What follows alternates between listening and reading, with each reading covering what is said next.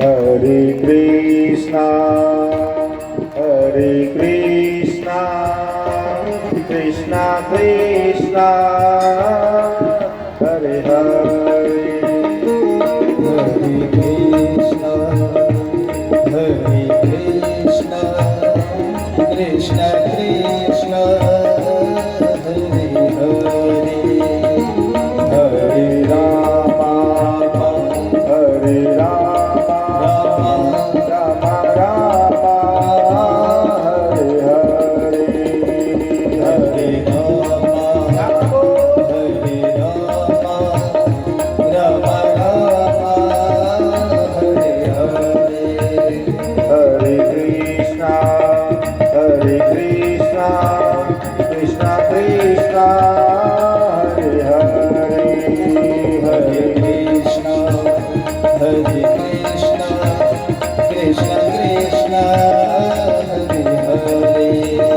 Hare Rama, Hare Rama, Rama Rama, Hare Hare, Hare Rama, Hare Rama, Rama Rama, Hare Hare. Hare Krishna, Krishna Krishna, Hare Hare. Hare Rama, Rama Rama, Hare Hare. Hare Krishna, Krishna Hare Rama, Hare Rama, Rama Rama, Hare Hare, Hare Krishna, Krishna Krishna, Hare Hare, Rama Rama,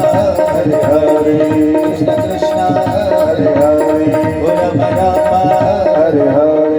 Krishna Krishna, Hare Hare, Rama Rama, Hare Hare, Krishna Krishna, Hare Hare, Rama Rama, Hare Hare, Krishna Krishna, Hare Hare, Jai Jai Sri Radhe, Jai Jai Sri Radhe, Jai Jai Sri Radhe.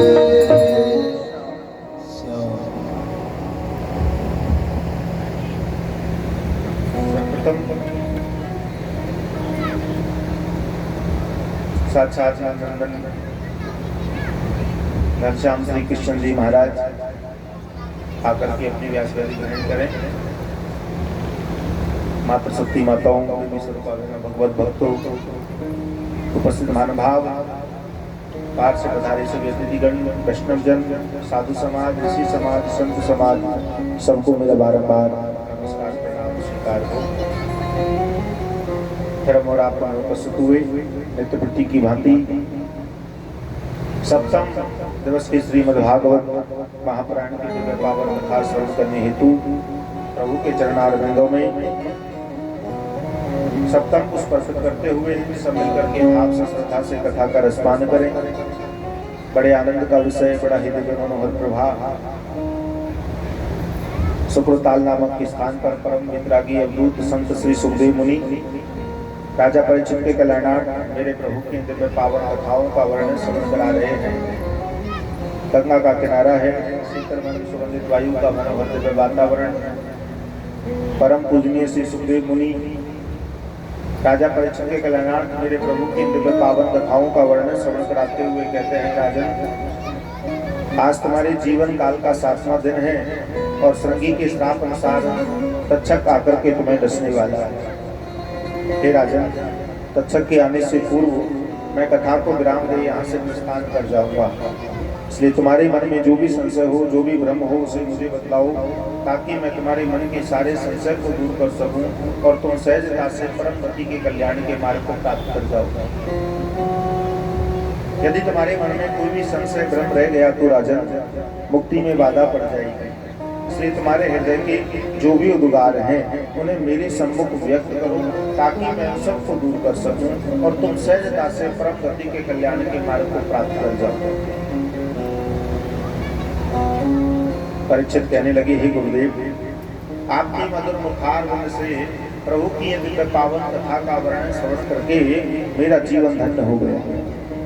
मेरे मन में जो भी संशय था, भ्रम था, वो सब दूर हो गया। किसी भी प्रकार का मन में कोई संशय नहीं।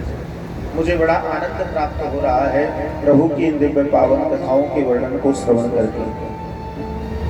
जो भी कामना थी, हृदय की इच्छा थी, जो भी संशय था, भ्रम था, वो सब दूर हो गया। केवल हृदय की एक इच्छा है, जानना चाहता हूँ कि शेष भगवान श्री कृष्ण की वो दिव्य पावन कथाएं, जब से मेरे प्रभु ब्रजमंडल छोड़ करके गए, तब से ब्रजवासियों की क्या दशा होगी, और मथुरा नगरी में जाकर के मेरे प्रभु ने और कौन कौन सी लीलाएं की। शेष प्रभु की वो दिव्य पावन कथाओं का वर्णन और श्रवण कराओ, ताकि मेरा जीवन धन्य हो जाए। तब परम वितरागी अद्भुत संत श्री सुखदेव मुनि कहते हैं, राजन, जिस हेतु मेरे प्रभु इस धरा पर अवतार लेकर के आए, उस कार्य को पूर्ण करने के लिए प्रभु को ब्रजमंडल छोड़ करके जाना पड़ा। यदि कृष्ण ब्रजमंडल छोड़ करके ना जाते तो कैसे मथुरा नगरी जाकर अधर्मी दुष्ट कंस का वध कर पाते, कैसे रुक्मिणी वहां मंगल हो पाता, कैसे द्वारका नगरी का निर्माण हो पाता, कैसे शिशुपाल दंतवक्र जरासंध इनका वध हो पाता। इसलिए मेरे प्रभु को ये कार्य पूर्ण करने के लिए ब्रजमंडल छोड़ करके जाना पड़ा। और मथुरा नगरी में जाकर के भगवान श्री कृष्ण ने अधर्मी दुष्ट कंस का वध किया। सब मथुरा वासियों को कंस के अत्याचार से मुक्त कराया। केवल धर्म की रक्षा के लिए, किसी राज्य और महल को पाने की इच्छा से नहीं, धर्म और रचती रचता, धर्म की रक्षा के लिए मेरे प्रभु ने ये कार्य किया। मथुरावासी ब्राह्मणों की रक्षा करने हेतु प्रभु ने अधर्मी दुष्ट कंस का वध किया। सब मथुरावासियों को कंस के अत्याचार से मुक्त कराया। भगवान श्री कृष्ण को उठा लिया। मथुरावासियों ने जय जयकार करने लगे। यहाँ कंस ने तो अपने पिता उग्रसेन को भी कारागृह के अंतर्गत बंदी बनाया हुआ था। आज कारागृह से उग्रसेन को मुक्त कराया और पुनः मथुरा नगरी का राज्य उग्रसेन को प्रदान किया। इस तरह कुछ दिन मथुरा का राज्य उग्रसेन को प्रदान कर भगवान श्री कृष्ण कुछ दिन मथुरा नगरी में रहे। पर ये सूचना मैया देवकी और वसुदेव को मिली। आज देवकी ने अपने पुत्र कृष्ण के आने की सूचना सुनी तो रहा ना गया। पुत्र कृष्ण के दर्शन करने की अभिलाषा आज मैया देवकी के हृदय में। देवकी आकर अपने स्वामी वसुदेव से हाथ जोड़ करके प्रार्थना करने लगे कि मैंने सुना है स्वामी, हमारा पुत्र कृष्ण मथुरा नगरी में आया है। उसने अधर्मी दुष्ट कंस का भी वध किया है।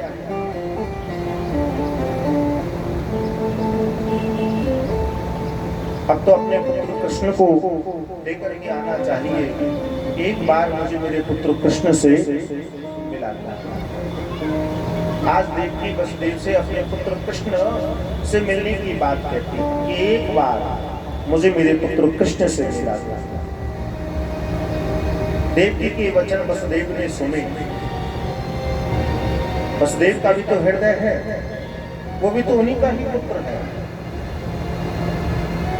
वसुदेव के हृदय में भी पुत्र मोह जागा और विचार करने लगे कि मथुरा नगरी में आकर के कृष्ण ने कंस का वध कर दिया है। जिस कंस का अत्याचार और जिस कंस ने इतनी प्रताड़नाएं दी, आज दुष्ट कंस का वध हो गया है। जिस बात का भय था, अब वह भय दूर हो गया। अब तो अपने पुत्र कृष्ण को लेकर के आना चाहिए।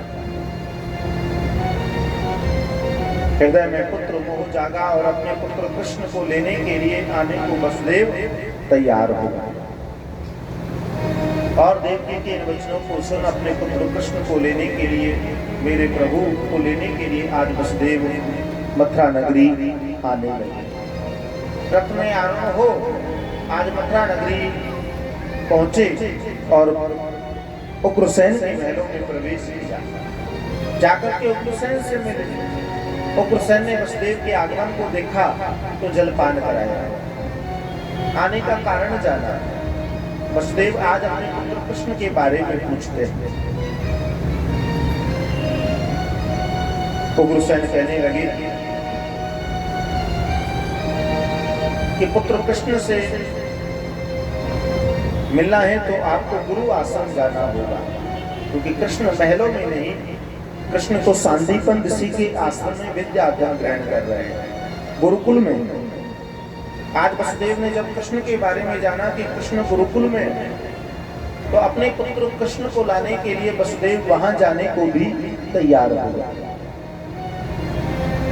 और हुसैन से आज्ञा ले वसुदेव रथ में आरूढ़ होकर सांदीपन ऋषि के आश्रम में गुरुकुल में अपने पुत्र कृष्ण से मिलने के लिए आने लगे। और जब ऋषि के आश्रम पहुंचे, रथ को बाहर खड़ा किया और वसुदेव ने सांदीपन ऋषि के आश्रम में प्रवेश किया, गुरुकुल में प्रवेश किया। इधर सांदीपन ऋषि को सूचना मिली कि वसुदेव का आगमन हुआ है, तो उन्हें बड़े आदर भाव के साथ बुलाया गया। गुरुदेव के सन्मुख आज वसुदेव को लेके जाया गया। जैसे ही वसुदेव गुरुदेव के सन्मुख पहुंचे तो साष्टांग दंडवत किया, आज गुरुदेव को प्रणाम किया। वसुदेव के आगमन को देख सांदीपन ऋषि सब जानता है, उन्हें सब मालूम है किस कार्य से वसुदेव का आना हुआ है, ये भी गुरुदेव को मालूम है। और वसुदेव हाथ जोड़कर गुरुदेव से प्रार्थना करते हैं कि गुरुदेव, मैंने सुना है कि हमारा पुत्र कृष्ण आपके आश्रम में है। गुरुदेव ने कहा, हाँ वसुदेव, कृष्ण यही है, एक बार मुझे मेरे पुत्र कृष्ण से मिला दो। गुरुदेव ने वसुदेव के ये वचन सुने, हृदय के भाव को जाना और उचित अवसर और समय जान करके आज गुरुदेव मध्यस्थ बने हैं पिता और पुत्र के मिलन में। जिस बात का भय था वह दूर हो गया, उचित अवसर और समय जाना। अब तो पिता और पुत्र का मिलन होना चाहिए, कृष्ण को वसुदेव से मिलाना चाहिए। गुरु मध्यस्थ बने हैं आज पिता और पुत्र के मिलन के लिए। उचित अवसर जान करके आज गुरुदेव ने पुत्र कृष्ण को आवाज दी, कृष्ण को पुकारा, हे कृष्णा यहाँ आओ। गुरुदेव की आवाज सुनकर के गोविंद दौड़े चले आए। जैसे ही कृष्ण आए वहीं वसुदेव खड़े हैं। आज वसुदेव ने अपने पुत्र कृष्ण को देखा, पुत्र को देख वसुदेव का हृदय भर आया, क्योंकि पुत्र कृष्ण आज इतना बड़ा हो गया, उसे देख करके आज वसुदेव का हृदय भर आया है। पर मेरे प्रभु जानते हुए भी अनभिज्ञ बने खड़े हैं कि जैसे कि उन्हें कुछ मालूम ही ना हो। तब गुरुदेव कृष्ण को परिचय कराते हैं कि हे कृष्ण, यही तुम्हारे पिता वसुदेव हैं। आज गुरुदेव ने पुत्र कृष्ण को अपने पिता वसुदेव के बारे में बताया, उनका परिचय कराया। वर्षों बाद आज कृष्ण ने अपने पिता वसुदेव को देखा, उनका परिचय जाना, तो पिता को देख आज कृष्ण दौड़े चले आए। जैसे ही गोविंद आए तो अपने पिता वसुदेव के चरण वंदन किए। जैसे ही पुत्र कृष्ण ने आज अपने पिता वसुदेव के चरण स्पर्श किए, तो यहाँ वसुदेव ने पुत्र कृष्ण को उठा लिया, अपने हृदय से ही लगाया, पुत्र को हृदय से ही लगा। आज वसुदेव के नेत्र भर आए, उनका हृदय भर आया, पर अपने हृदय को धैर्य बंधाया वसुदेव ने।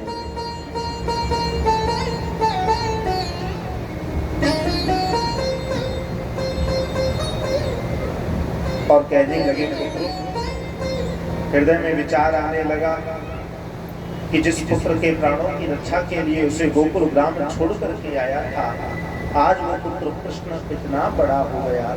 उसे देख वसुदेव को वो ही काल रात्रि, वो ही समय याद आने लगा जब वसुदेव मथुरा नगरी के कारागृह से यमुना पार कर गोकुल ग्राम बाबा नंद के यहाँ लाला को छोड़ करके आए थे।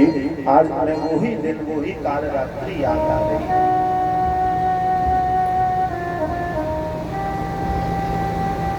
अपने हृदय को धैर्य बंधा वसुदेव पुत्र से कहने लगे, पुत्र,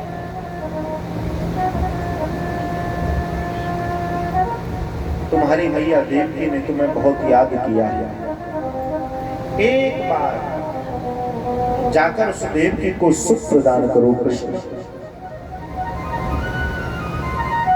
वसुदेव ने जब इतना कहा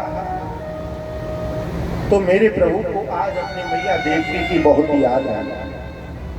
जब जाना कि मैया देवकी ने मुझे याद किया, बहुत याद आई।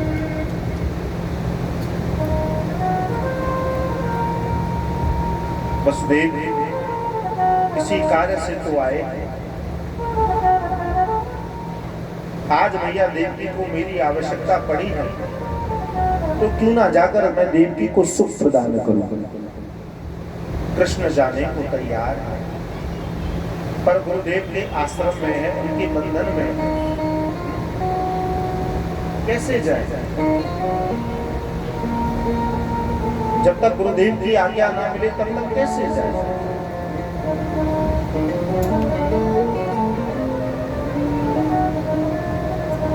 वसुदेव जान गए पुत्र कृष्ण के हृदय के भाव को, और यहाँ आकर गुरुदेव से आज्ञा ले लिया। गुरुदेव, यदि आपकी आज्ञा हो तो मैं कुछ दिनों के लिए पुत्र कृष्ण को ले जाऊं। बहुत याद आती है देवकी को अपने पुत्र कृष्ण की। वो भी अपने पुत्र कृष्ण को देखेगी तो उसे भी सुख प्राप्त होगा। वसुदेव के ये वचन गुरुदेव ने सुने और यहाँ आज्ञा दी, कृष्ण को जाने की आज्ञा दी कि जाओ पुत्र कृष्ण, कुछ दिनों के लिए अपनी मैया देवकी से मिल आओ।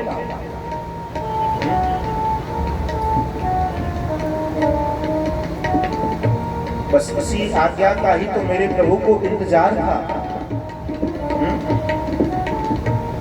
यही तो मेरे प्रभु चाहते थे कि कब गुरुदेव मुझे आज्ञा दे और कब जाऊं और मैया देवकी को सुख प्रदान करूं।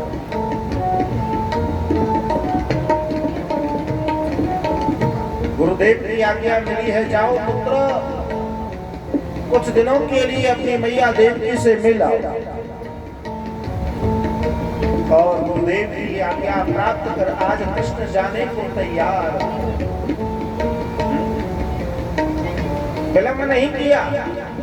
उसी समय आज कृष्ण अपने पिता वसुदेव के साथ जाने को तैयार है।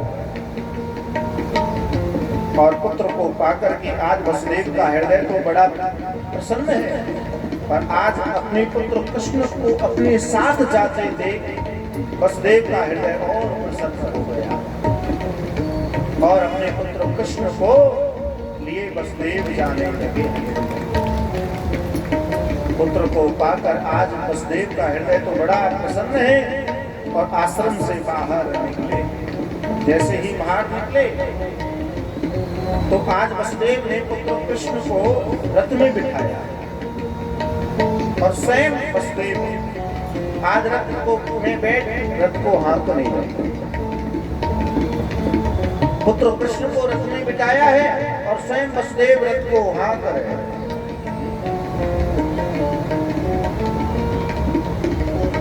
और यहाँ रथ में बिठाकर अपने पुत्र कृष्ण को लिए जा रहे हैं।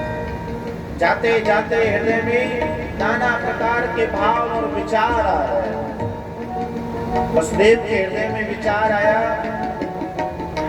कि जिस पुत्र के प्राणों की रक्षा के लिए देवकी से लेके गया था, कारागृह से यमुना पार कर गोकुल ग्राम छोड़ करके आया था, आज उसी पुत्र कृष्ण को लिए जा रहा हूं उस देवकी से मिलाने के लिए।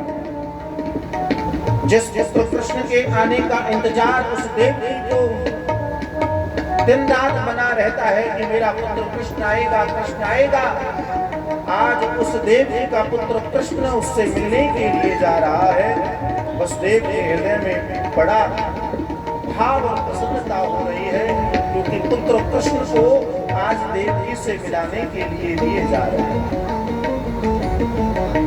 और प्रभु भी मन ही मन बड़े आनंदित हो रहे हैं अपनी मैया देवकी से मिलने के लिए।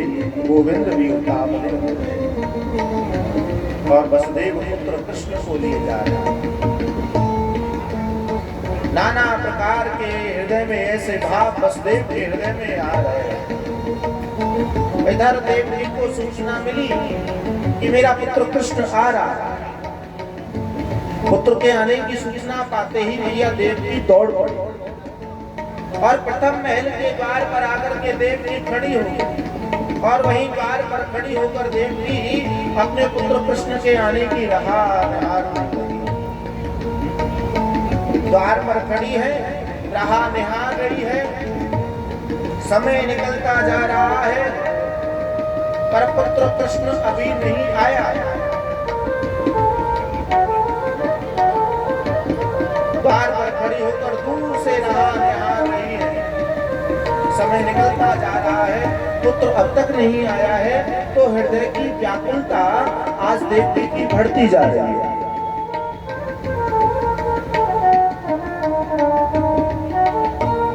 ऐसा ही होता है जब माँ को वर्षों बाद पुत्र के आने की सूचना मिलती है ना, और जब वो समय आ जाता है तो माँ की दृष्टि बार बार द्वार पर जाती है और वहीं द्वार पर आकर के खड़ी होकर के दूर से राह निहारती है, कब पुत्र आए, कब मैं उसे देखूं।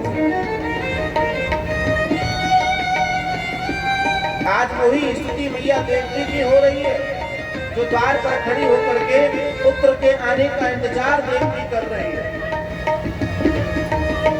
समय निकलता जा रहा है पर पुत्र नहीं आया है और जब पुत्र नहीं आया तो हृदय की व्याकुलता बढ़ रही है। क्या हुआ, क्यों नहीं आया, कहाँ रह गया, क्या बात हुई? अनेकानेक प्रकार के भाव देवती के हृदय में आ गए और ऐसा ही होता है। जो समय था आने का, जब वो समय निकल जाता है और पुत्र नहीं आता है तो माँ के हृदय की व्याकुलता बढ़ती है। क्या हुआ, कहाँ रह गया, अब तक क्यों नहीं आया, आ जाना चाहिए था, आखिर क्या बात है?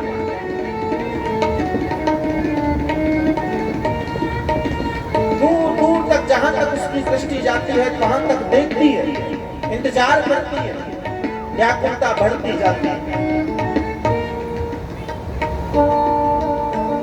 वैसे अब नहीं होती इतनी व्याकुलता, ये मैं उस समय की बात है ना, बखान कर रहा हूं, और अब नहीं है। ऐसा नहीं है कि ममता ना हो, माँ का हृदय ममताओं से भरा है, चाहे कितनी भी सुखता हो पर ममता तो बनी रहती है, वो नहीं छूटती। पर अब इतनी व्याकुलता इसलिए नहीं होती क्योंकि अब रोज बातें जो होती हैं, दूर है तो क्या, बातें तो हो रही है, और ज्यादा ही इच्छा हो तो अब वीडियो कॉल करके देख भी लेते हैं।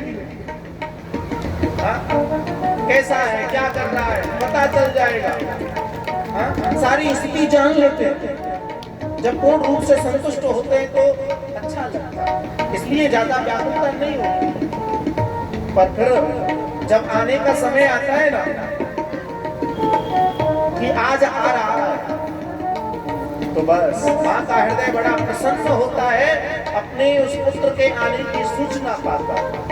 वर्षों बाद आ रहा है, जब चलता है तभी से ही खबर आ जाती है कि अब मैं चल गया हूँ, अब मैं स्टेशन आ गया हूँ, अब मैं बैठ चुका हूँ, अब आने वाला हूँ, अब उतर चुका हूँ, अब घर की तरफ आ रहा हूँ। इसलिए क्या करता है, पर ये सुविधा, ये साधन ना हो तो माँ को बार बार द्वार पर दौड़ करके जाना पड़े। हाँ, द्वार पर खड़ी होकर के राह निहारनी पड़े।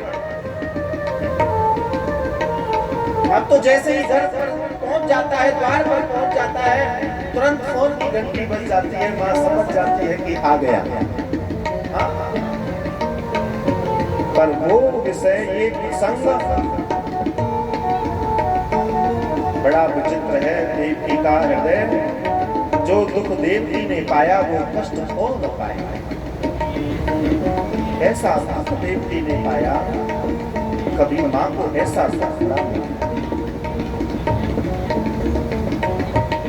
विवाह होते ही तो भाई ने बंदी बनाकर कारागृह में डाल दिया। जैसे जैसे संतान जन्मी वो दुष्ट कंस देवकी के सन्मुख उसकी संतानों का वध करता रहा और वो माँ अपने संतानों के वध के दुख को सह नहीं पाई। केवल पुत्र कृष्ण के प्राणों की रक्षा देवकी कर पाई, जिसके लिए देवकी को उसका त्याग करना पड़ा, वो प्रोग्राम उसे छुड़वाना और गुप्त रखना पड़ा।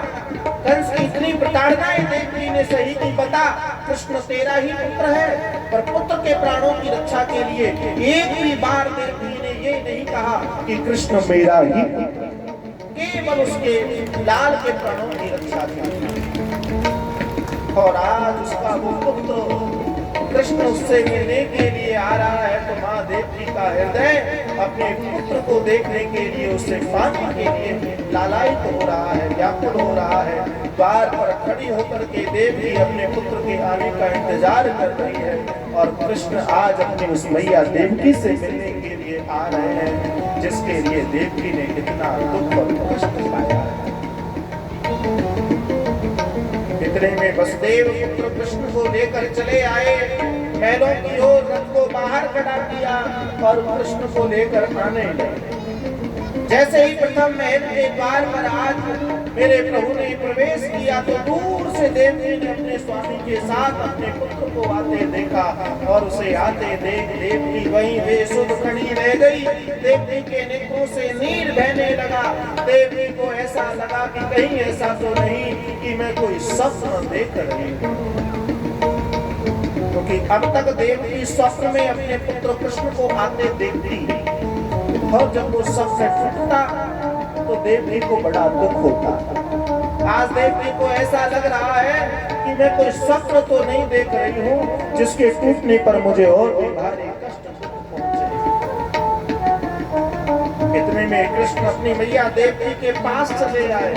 जैसे ही कृष्ण आए तो आज अपनी मैया देवकी के चरण स्पर्श किए। जैसे ही कृष्ण ने आज अपनी मैया देवकी के चरण स्पर्श किए तो पुत्र के स्पर्श करते ही मैया देवकी की सारी सुध बुध दूर हो गई और अपने लाल को अपने सन्मुख देखा तो आज देवकी ने अपने पुत्र कृष्ण को अपने हृदय से लगा लिया और पुत्र को हृदय से लगा। आज देवकी बहुत पुत्र को हृदय से लगा, आज देवकी बहुत रोई। देवकी के नेत्रों से नीर बहने लगा, देवकी रोने लगी। कृष्ण अपनी मैया देवकी को संभाल रहे हैं और देवकी रो रही है, बहुत रोई थी। पर आज जो देवकी के नेत्रों से नीर बह रहा है ना, ये दुख का नीर नहीं है। आज देवकी दुख में नहीं रो रही है, आज देवकी को तो बड़ा सुख मिला और इतना सुख मिला कि नेत्रों के द्वारा आज वो सुख नीर के रूप में बहने लगे। इतना सुख मिला देवकी को कि भूल गई देवकी अपने सातों संतानों के वध के दुख को भी कि मेरे और भी दुख। आज देवकी को बड़ा सुख मिला है। कृष्ण अपनी मैया देवकी को संभाल रहे हैं और मैया देवकी रो रही है। बरसों बाद आज पुत्र और माँ का और पुत्र का मिलन हुआ है। पुत्र के स्पर्श करते ही आज देवकी बड़ी आनंदित है और अपने भाग्य को खुश रही है।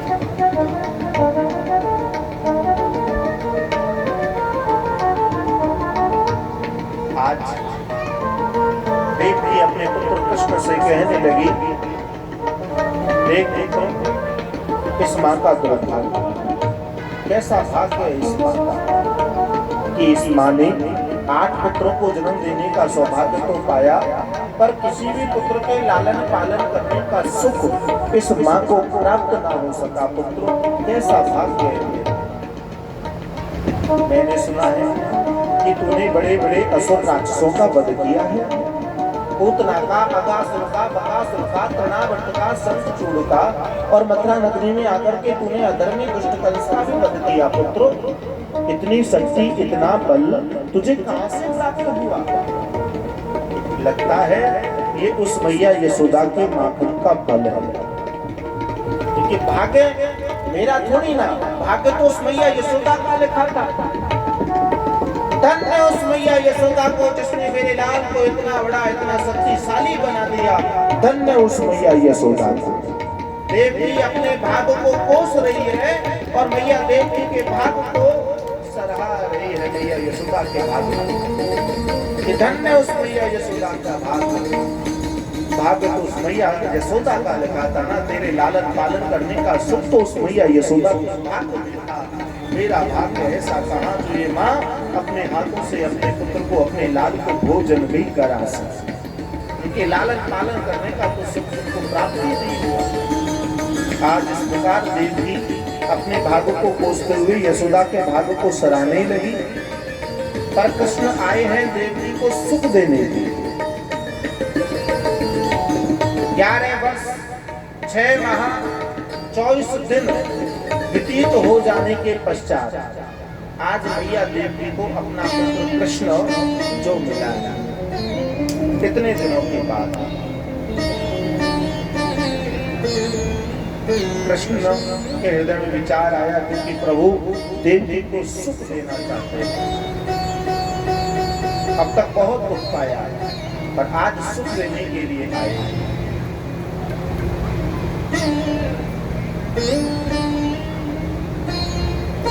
कृष्ण चला करके मैया देवी को सुख पहुंचाने के लिए कहते हैं कि मैया मुझे बहुत जोरों से भूख लगी है। कृष्ण ने विचार किया मैया देवी को लालन पालन करने का तो सुख प्राप्त न हो सकता, पर आज यदि मैया देवी के हाथों से भोजन ग्रहण करूंगा तो देवी अपने भाग्य को तो ना कोसेगी कि मैं अपने हाथों से अपने लाल को भोजन भी ना करा पाऊं। मुझे पाकर जब देवी के हृदय को इतना सुख मिला है तो आज माँ के हाथों से भोजन ग्रहण करके देवी को बड़ा सुख मिलेगा। आज इस प्रकार देवी को सुख पहुंचाने के लिए चलाकर कृष्ण कहने लगे कि मैया मुझे बहुत जोरों से भूख लगी है। जब देवी ने जाना कि पुत्र कृष्ण को भूख लगी है तो देवी दौड़ पड़ी अपने लाल को भोजन बनाने के लिए और बड़े प्रेम से भाव से देवी आज अपने पुत्र कृष्ण को भोजन बनाने लगी। कहीं भोजन में कोई कमी ना रह जाए, कोई त्रुटि ना रह जाए। जो भी कृष्ण का प्रिय है आज वो सब प्रसाद बना करके देवी तैयार कर रही है। जो भी सुना कृष्ण के बारे में कि मेरे पुत्र को ये भी प्रिय है, मेरे पुत्र को ये भी प्रिय है, ये भी प्रिय है, आज इस प्रकार देवी जो सुना वो सब प्रसाद बना करके देवी अपने पुत्र के लिए भोजन बनाने लगी, तैयार करने लगी। जब सारी तैयारियां भोजन प्रसाद की पूर्ण हो गई तो देवी ने पुत्र को बुलाया, आओ पुत्र भोजन प्रसाद ग्रहण करो। कृष्ण आए। जैसे ही कृष्ण आए देवी ने आसन दिया, कृष्ण आसन पर बैठे। जैसे ही कृष्ण आसन पर बैठे तो मैया देवी बड़े प्रेम से भाव से भोजन परोस करके लाई और ला करके आज पुत्र के सम्मुख भोजन प्रसाद रखा। देवी बैठ गई। सब माँ का भाव है अपने हाथों से अपने लाल को भोजन जो कराना। देवी भी सम्मुख बैठ गई और मेरी प्रभु की जब दृष्टि गई उस भोजन की ओर तो उस भोजन को देख गोविंद के नेत्रों से भी नीर बहने लगा। कृष्ण रोने लगे और जब कृष्ण रोने लगे तो देवी ने देखा कि पुत्र रो रहा है। अब देवी बोले पूछे, उससे पहले जो हाथ बढ़ाया मेरे प्रभु ने, जो ग्रास तोड़ा भोजन का, हाथों से छूट गया और रुदन करते हुए कृष्ण मैया देवी के भोजन को छोड़ करके वहां से चले जाते। और जब कृष्ण भोजन छोड़ करके चले गए तो अब मैया देवी से रहा ना गया। आज देवी फिर अपने भाग्य को कोसने लगी।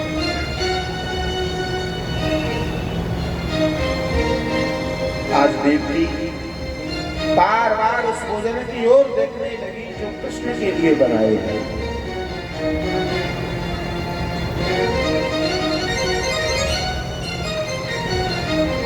और नेत्रों से नीर बह रहा है। देवी रो रही है, विचार कर रही है कि आखिर इस भोजन में मैंने ऐसी कौन सी कमी कर दी जो कृष्ण भोजन छोड़ करके चला गया। मेरे भाग्य में ऐसा कहा जो ये माँ अपने हाथों से अपने लाल को भोजन भी करा सके। बरसों बाद तो उस पुत्र को पाया और वो पुत्र भी भोजन छोड़ करके चला गया। मेरा भाग्य तो है ही ऐसा, मेरे भाग्य में ऐसा कहा। लालन पालन करने का तो सुख प्राप्त ना हो सका। आज बरसों बाद पुत्र आया है तो उसको भी अपने हाथों से भोजन कराने का अवसर ना मिला। वो पुत्र भी भोजन छोड़ करके चला गया। आखिर इस भोजन में मैंने ऐसी कौन सी कमी कर दी? बार बार देव की दृष्टि देख रही है, विचार कर रही है, भोजन की ओर देख रही है कि आखिर मैंने कौन सी कमी कर दी इस भोजन में। देवकी ने जाना कि कृष्ण ने तो चला कर कहा था कि मुझे बहुत जोरों से भूख लगी है तो क्यों भोजन छोड़ करके चला गया?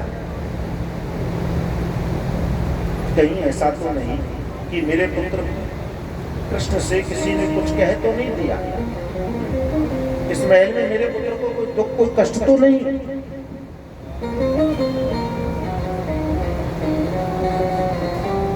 आखिर बात क्या है? क्यों भोजन छोड़ करके चला गया? देवकी इस बात का कारण जानना चाहती, विचार कर रही है, भाग्य को कोस रही है। और उसी मार्ग से आज उद्धव का जाना हुआ।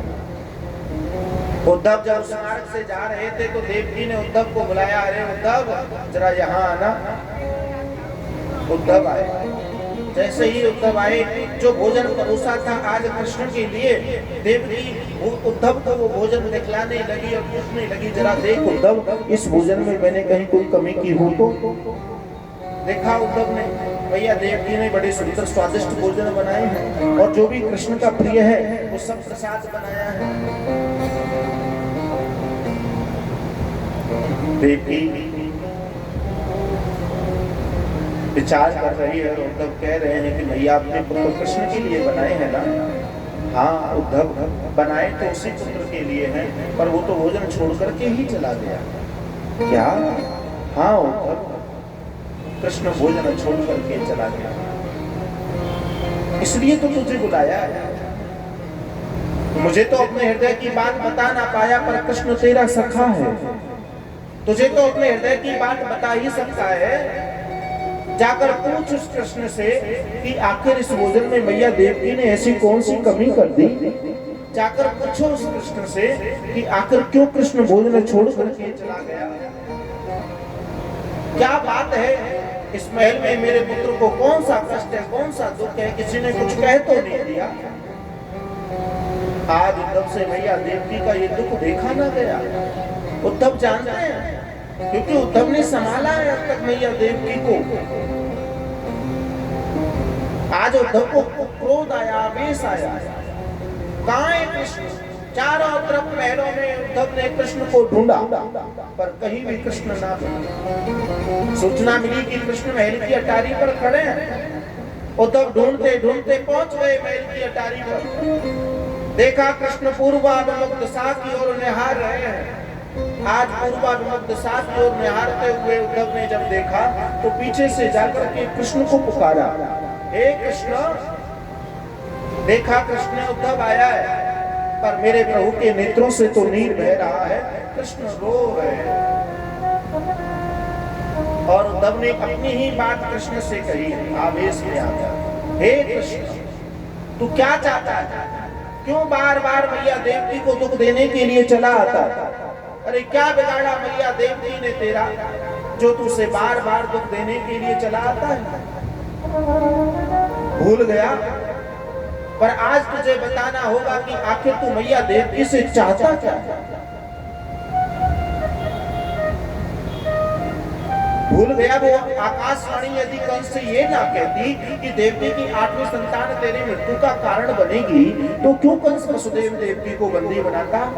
क्यों कारागृह में ले जाकर बंदी बनाकर डालता? क्यों देवकी की 7 संतानों का वध करता?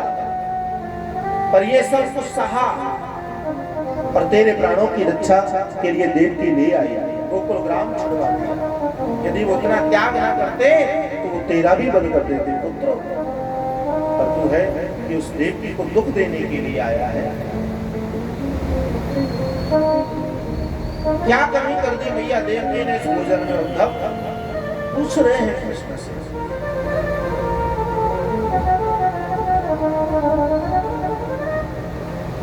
पर तू क्या जाने, तू तो देवकी को दुख देने के लिए आता है ना। पर मैं जानता हूं, मैंने संभाला है तक उस माँ को, देवकी को। कितना प्रेम करती है वो माँ मुझसे। तेरे प्राणों की रक्षा के लिए देवकी ने कितना त्याग किया, कितने कष्ट सहे। उसे विश्वास था कि मेरा पुत्र कृष्ण आएगा, इसलिए दिन रात तेरे नाम का गुणगान किया करती रहती, तेरी रहा निहारा करती रहती। यदि उसे ऐसा विश्वास होता तो अब तक देवकी अपने प्राणों को त्याग चुकी होती। कृष्ण,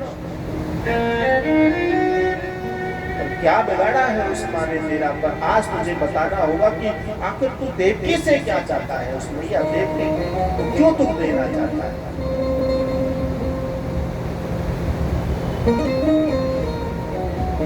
यदि आज देवकी के हाथों से भोजन ग्रहण कर लेता तो उस माँ के हृदय को कितना सुख पहुंचता।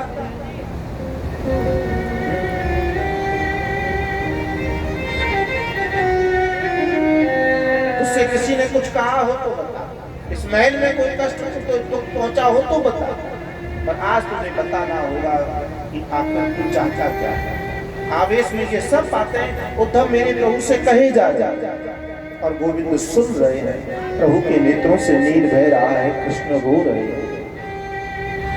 जब सारी बात उद्धव ने मेरे प्रभु से कह ली, तब मेरे प्रभु बोले, उद्धव मैं नहीं चाहता उस माँ के हृदय को दुख पहुंचाना। मैं तो देवकी को सुख देने के लिए आया, पर मेरे कारण उस माँ के हृदय को दुख पहुंचे तो मैं क्या करूं? पर मैं नहीं चाहता उद्धव, मैं तो देवकी को सुख देने के लिए आया था। और जब मैं यहाँ आया तो देवकी अपने भागों को कोस रही थी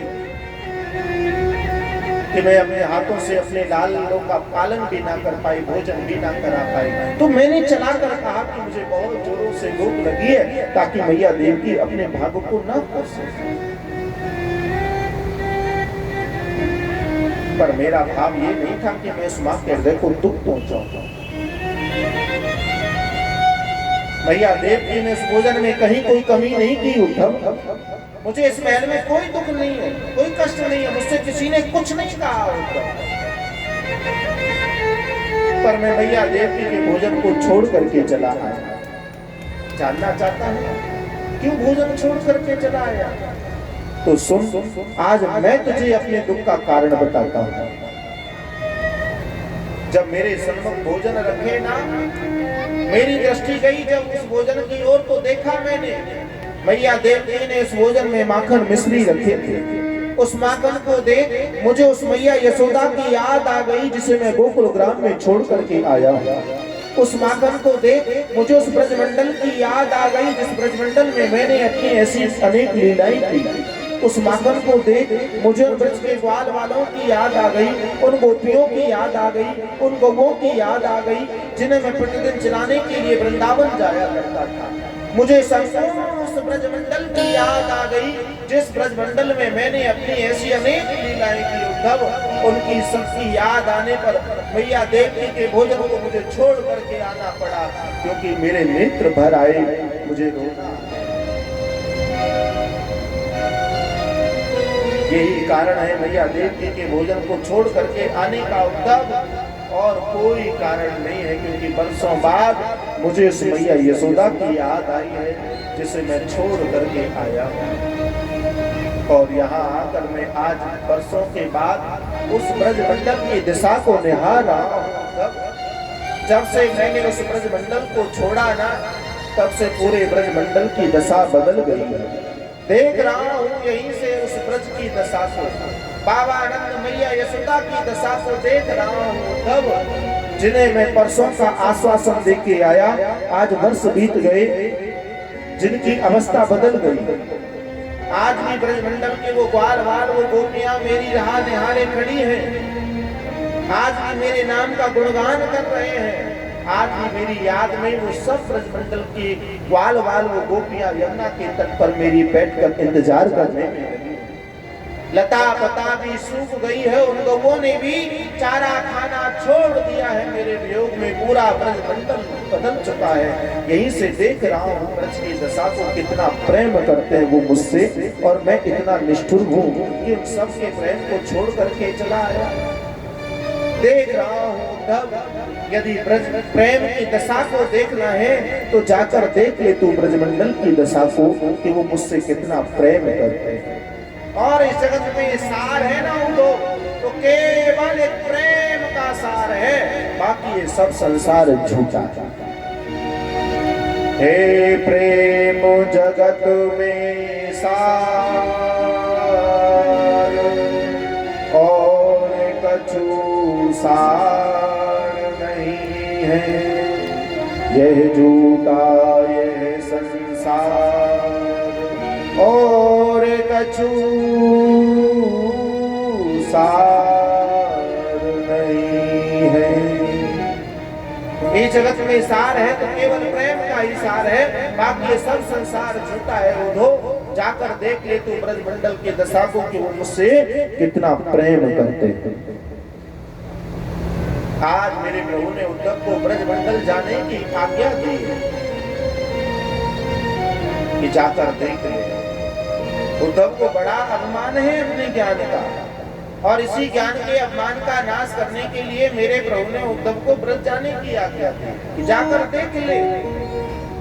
आज मेरे प्रभु ने कहा है उद्धव से, कहा घनश्याम मुनि उद्धव से कि तू वृंदावन जरा जाना, वहाँ की गोपियों को ज्ञान का कुछ बतलाना। फिरे की वेदना में वो सदा बेचैन रहती है, तड़प की आह भर भर के वो रो रो के कहती है। जाकर देख ले तू ब्रजमंडल की दशा को कि वो मुझसे कितना प्रेम करते हैं। आज भी वो मेरे वियोग में मेरे नाम का स्मरण किए हुए हैं, रहे कि वेदना में दिन रात मेरे नाम का गुणगान किया करते रहते हैं। उद्धव जाकर के समझाओ। आज गोविंद के ये वचन सुनकर के उद्धव ज्ञान के अपमान बस बोल उठे कि हाँ मैं अवश्य जाऊंगा वृंदावन। कहा उद्धव ने मैं अभी जाता हूँ वृंदावन, जरा देखूं कि कैसा है कठिन अनुराग का बंधन है, कैसे गोपियां जो ज्ञान बल को बताती है, निरर्थक लोक लीला का सदा गाती है। हाँ मैं अवश्य जाऊंगा वृंदावन और देखूंगा कैसा होगा ये कठिन राग का बंधन है, कैसी गोपियां जो नर्तक लोक लीला का गुणगान किया करती रहती है। आज उद्धव ज्ञान के अभिमान बस वहां जाने को तैयार हुए, और जब मेरे प्रभु ने देखा कि उद्धव ब्रजमंडल जाने के लिए तैयार है, तब मेरे प्रभु बोले सुनो उद्धव, जब तुम ब्रज जाओ ना तो सबसे पहले मेरी मैया यशोदा के पास जाना और जाकर कहना उस मैया यशोदा को कि तेरे लाला को तेरी बहुत याद आती है। उद्धव सब जाकर कहना उस मैया यशोदा। कौन है मैया यशोदा की तरह मुझसे इतना प्रेम करने वाला हो, सब सुनाना उस मैया मैया तू सुनियो, मैया तू सुनियो।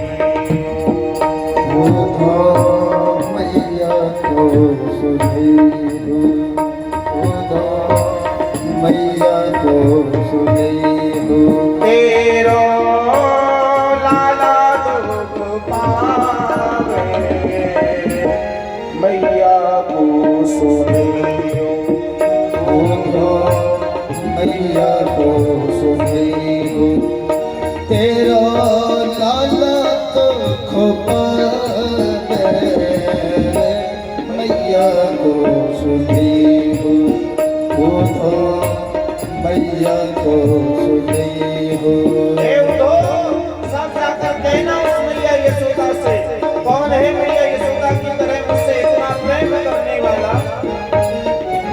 सब कहना, सुनाना।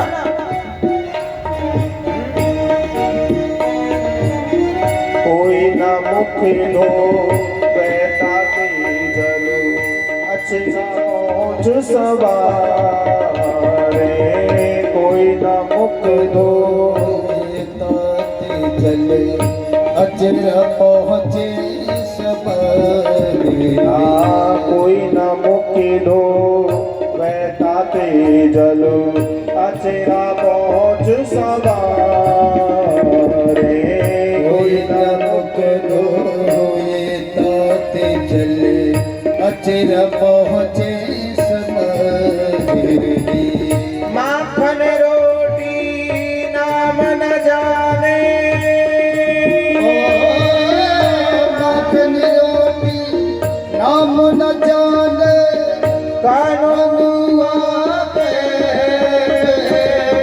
कोई ना पुकारे मैया को सुनियो उधो मैया को सुनियो तेरा लाला तो खपावे मैया को सुनियो उधो मैया को सुनियो साथ जाकर कहना उस मैया यशोदा से कि जैसे मैया यशोदा मुझे प्रातः उठाया करती, स्नान कराया करती, नए नए वस्त्राभूषण पहनाया करती, अपने हाथों से माखन रोटी मिलोकर खिलाया करती, काना काना कनुआ कनुआ कह करके पुकारा करती, कौन है इस मथुरा नगरी में मुझसे इतना प्रेम करने वाला? उधो सब जाकर कहना उस मैया यशोदा को, सुनाना।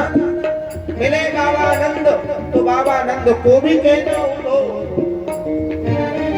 बाबा नंद उगरिया गए मोहे पामन चले नो सिखावे, बाबा नंद उमरिया गए मोए पावन चलना सिखावे ओ बाबा नंद उगरिया गए मोहे पामन चले नो सिखावे, बाबा नंद उमरिया गए मोए पावन चलना सिखावे थको जाने कनिया ले लेता,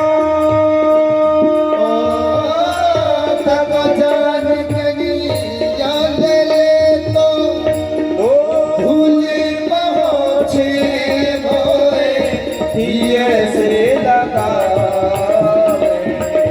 मैया को सुनियो उधो मैया को सुनियो तेरा लाला तो खपावे मैया को सुनियो उधो मैया को सुनियो उधो मैया को सुनियो सब जाकर कहना उस मैया यशोदा से, कहना बाबा आनंद को कि जैसे बाबा आनंद मेरी उंगली पकड़ मुझे पावन चलना सिखाया करते, चलते चलते मैं थक जाता गिर जाता, बाबा आनंद दौड़ पड़ते, धूल पहुंच मुझे अपने हृदय से लगा लिया करते, अपने कांधे पर बैठा लिया करते, कौन है बाबा आनंद की तरह मुझसे इतना प्रेम करने वाला? उधो सब जाकर कहना। और पाती लिख करके दे, कहा ये पाती पढ़ करके सुनाना उन गोपियों को, और फिर अपने ज्ञान बल के द्वारा जाकर के समझाना।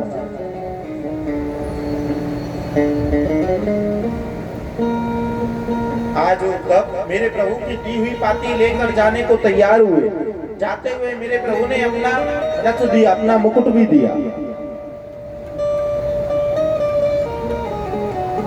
और ज्ञान के अभिमानवश उद्धव मेरे प्रभु की दी हुई पाती को ले उनके रथ में आरूढ़ हो जाने लगे। चले मथुरा से तो वृंदावन में प्रवेश किया।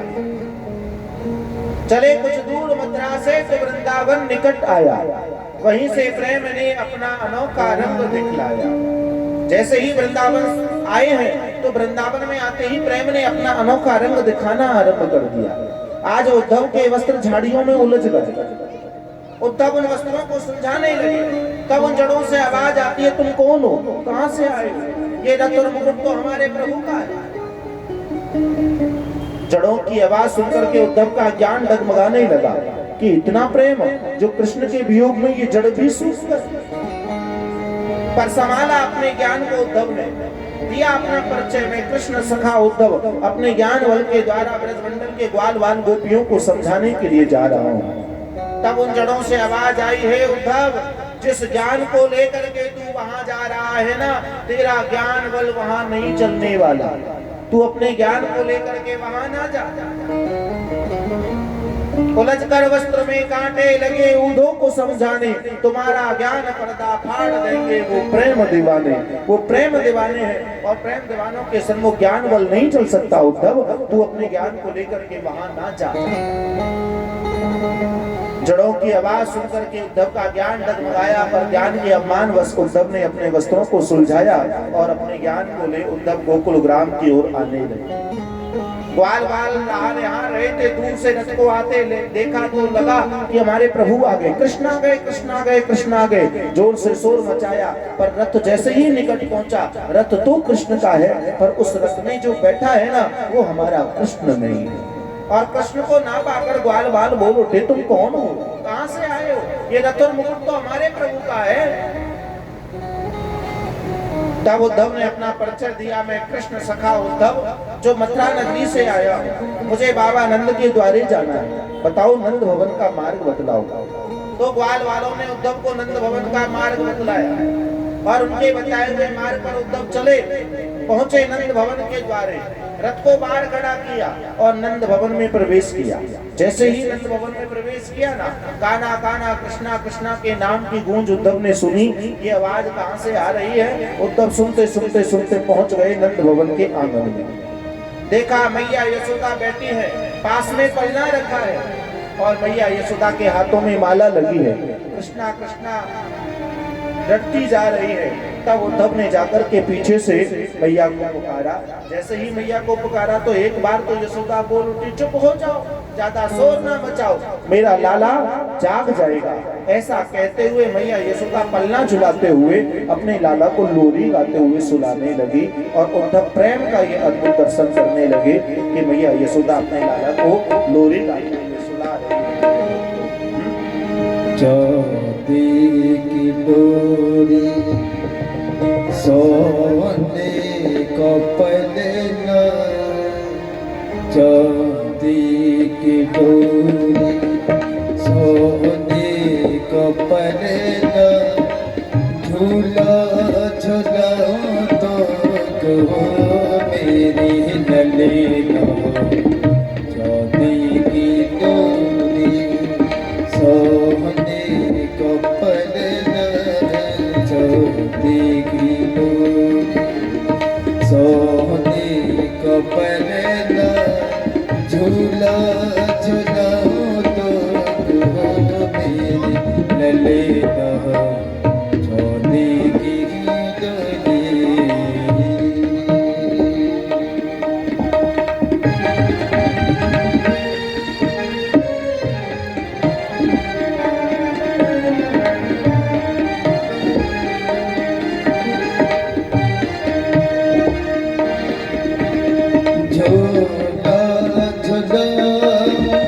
ललना सुला, झूला झूला ललेना सुला,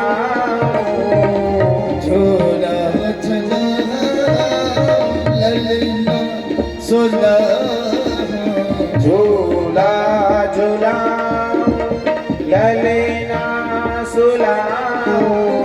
सोचा कन्हैया तो पहचान में बहारी, मेरा ललना मैं तेरी मैया, तू मेरा ललना मैं तेरी मैया झूला झुलाओ तो मेरे ललना चांदी की डोरी सोने को पहना चांदी की डोरी सोने को पहना झूला झुलाओ तो मेरे ललना चांदी की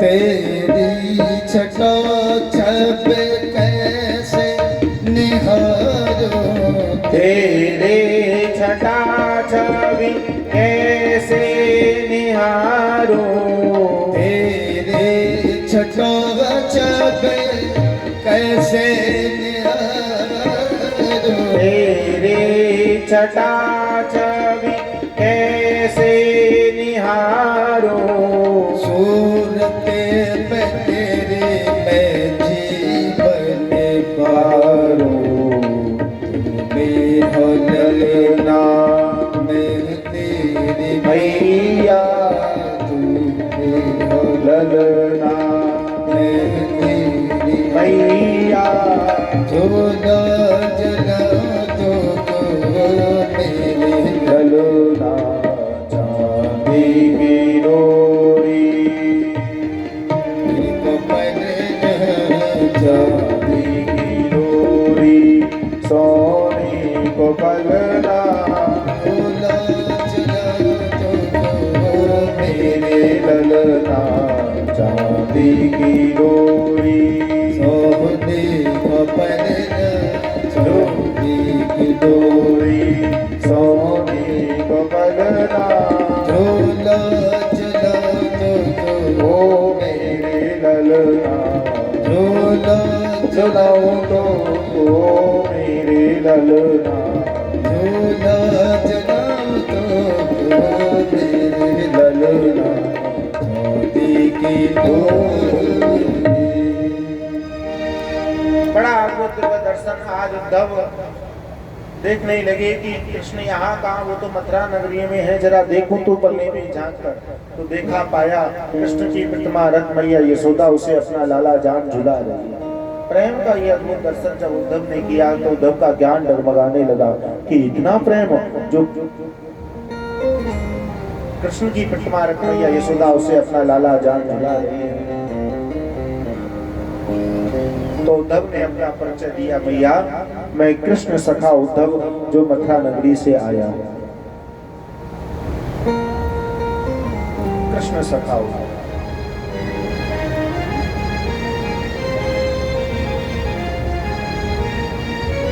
मथुरा नगरी से आया।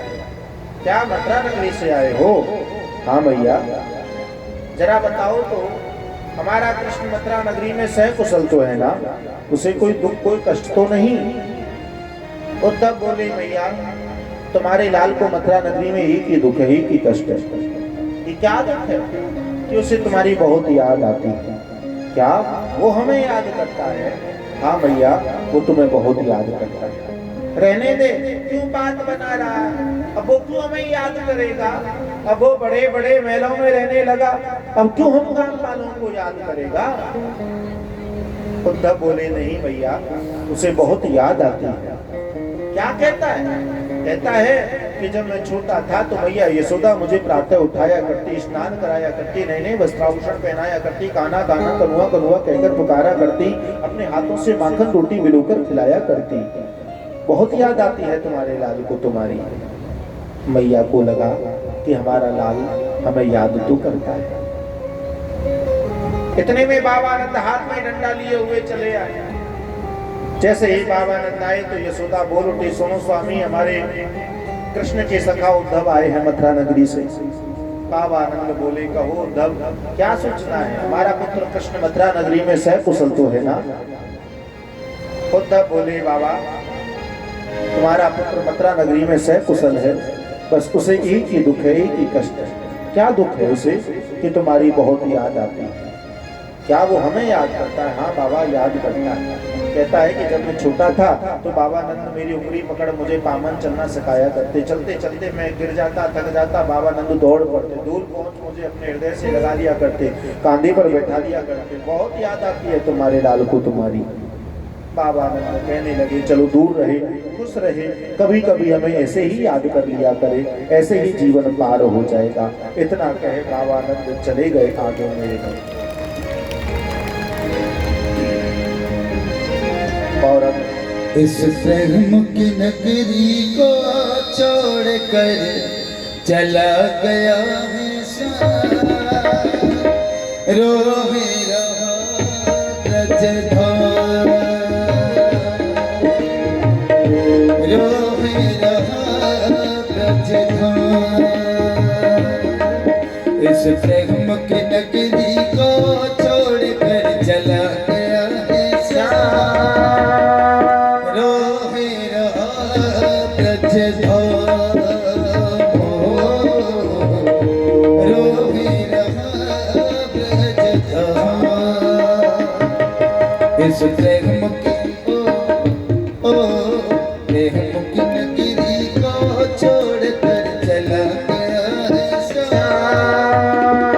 रोहे रहा ब्रजधाम, रोहे रहा ब्रजधाम, रोहे रहा ब्रजधाम। इस प्रेम के ओ इस प्रेम की नगरी को छोड़ कर चला गया है रोहे रहा ब्रजधाम, रोहे रहा ब्रजधाम, रोहे रहा ब्रजधाम।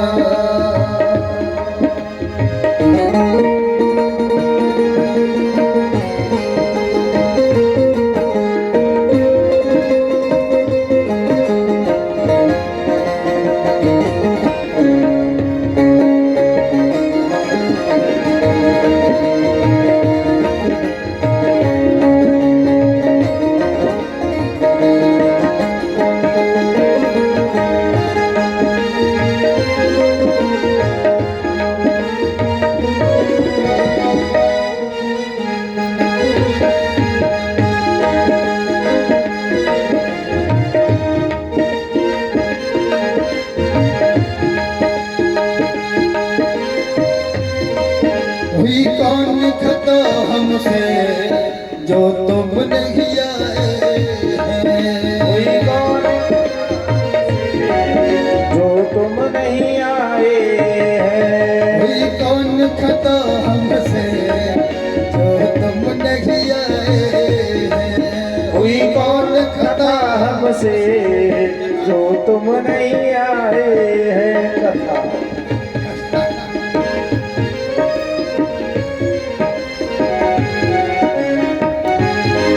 हुई कौन खता हमसे हुई कौन खता हमसे जो तुम नहीं आए हैं, जो संदेशा लेकर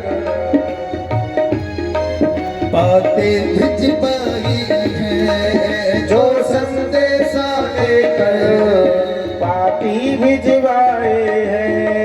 नंद बाबा को तड़पा के मौत यशोदा को रुला करके खुश हुए वो घनश्याम, खुश है वो घनश्याम। इस प्रेम की नगरी को छोड़ कर चला गया है श्याम रोहे रहा ब्रजधाम, रोहे ब्रजधाम।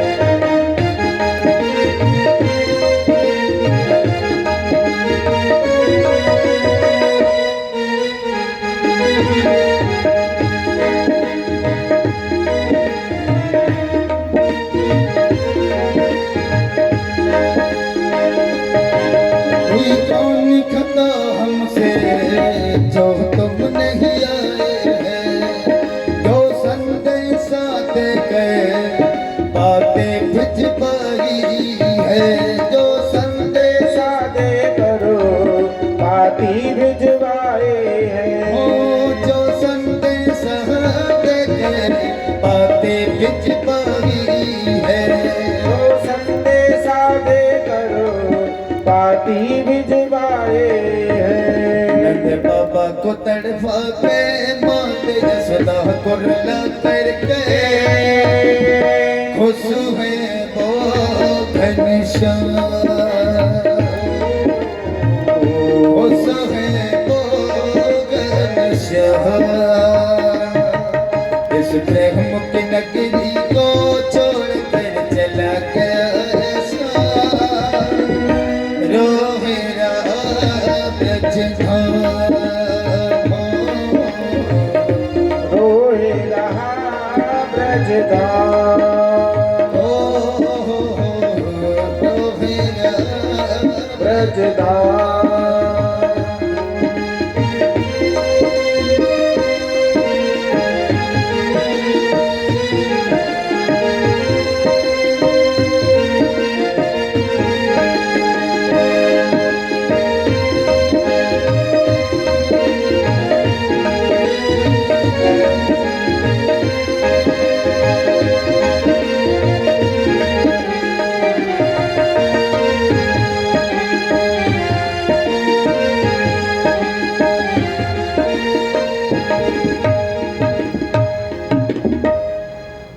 कहे बाबा आनंद चले गए आगे और उद्धव बोले मैया बताओ ये ब्रजमंडल की गोपियां मुझे कहाँ मिलेंगी।